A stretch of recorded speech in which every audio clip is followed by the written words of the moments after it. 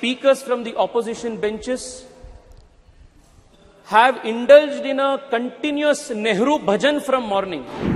Every scientific achievement in India is credited to Nehru. Institute, CSIR, was brought under the Ministry of Industries and Commerce. It was because of Dr. Syama Mookerjee, the founding father of my party, the earlier avatar of the Bharatiya Janata party, Sangh, that the country's earliest scientific establishments were strengthened and gotten strengthened at the root level. But today, Arcot Ramaswamy's name is not mentioned. Dr. Syama Mookerjee's name is not mentioned. The cosmos of the Congress party starts with Nehru and ends with Rahul Gandhi. Madam, I wanted to keep my speech as apolitical as possible. I wanted to keep my speech as academic as possible. But the speakers from the opposition benches have indulged in a continuous Nehru bhajan from morning, instead of doing a bhajan of ISRO and ISRO scientists. And that is leaving me with no option but to correct and place before this honorable house, this august house, some very important facts about what was the contribution of certain figures whose hagiography is trying to be written today by members of the opposition. An impression is made to be given that everything scientific in India, all scientific achievements in India, whether it is ISRO, whether it is DRDO, whether it is CISR, whether it is IISc, every scientific achievement in India is credited to Nehru. But the reality is far from that.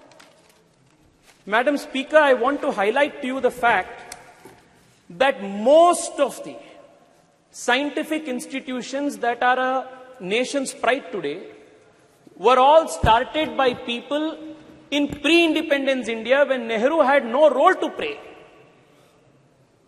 And all those pioneers who had the grand vision to establish these institutions, even at the time of the British India, are not even mentioned, even cursorily, when the nation is celebrating its scientific prowess. I only want to take the example of one or two people. Kanimoyiji, I am quoting the example of Arcot Mudaliar, coming from Tamil Nadu. Please hear it out. In 1942, when India was not independent, Arcot Ramaswamy Mudaliar, he envisioned an institution by the name Council of Scientific and Industrial Research in India and established it from 1943 to 1942 with the help of Shanti Swarup Bhatnagar. Nehru had nothing to do with it.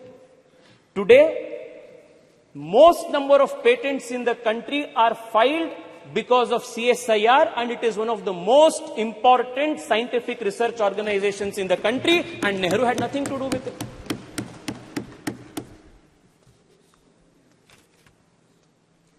Let me tell you what role Nehru played immediately after independence when the institute, CSIR, was brought under the Ministry of Industries and Commerce.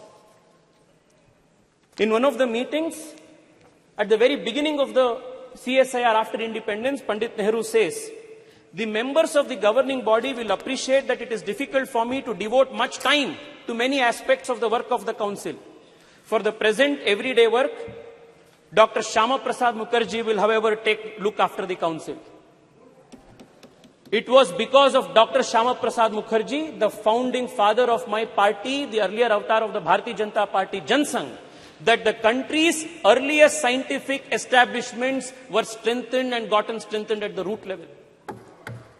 Dr. Syama Mookerjee, as the Minister of Industries and Commerce, set up the National Physical Laboratory, National Chemical Laboratory, National Metallurgical Laboratory, Fuel Research Institute, Ceramic Research Institute, Central Leather Institute, Central Electrochemical Institute.